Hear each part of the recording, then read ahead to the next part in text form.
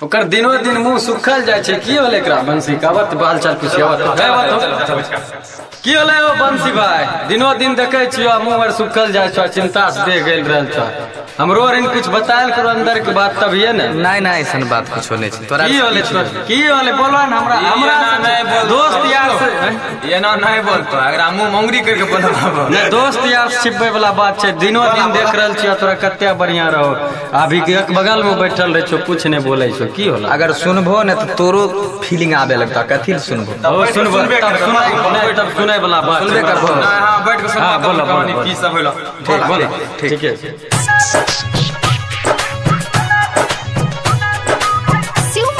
Recording studio Delhi. DJ विकास मटियार कला सीतामढ़ी।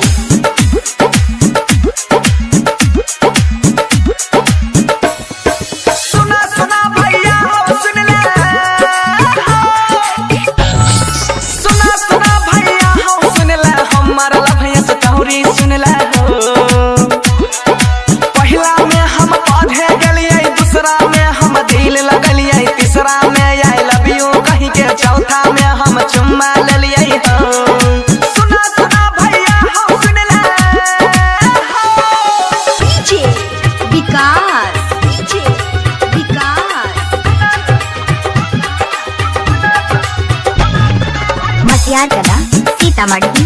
मटियार कला सीतामढ़ी।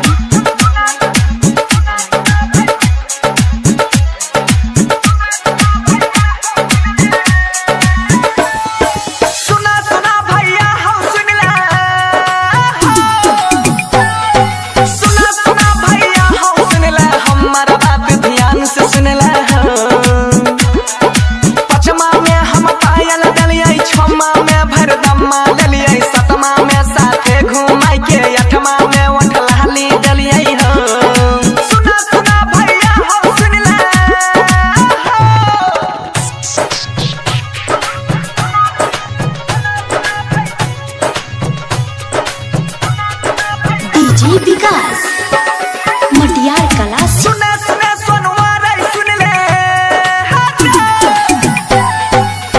सुने अंकित रही सुन ले बंसी धर के दहरद सुन ले रे। नम्मा में नोयडड़ी भेलै, दसमा में दिल कोई दल कहिए, गरमा में हमारा छौरी, बरमा में बेरबादी कल कई रे।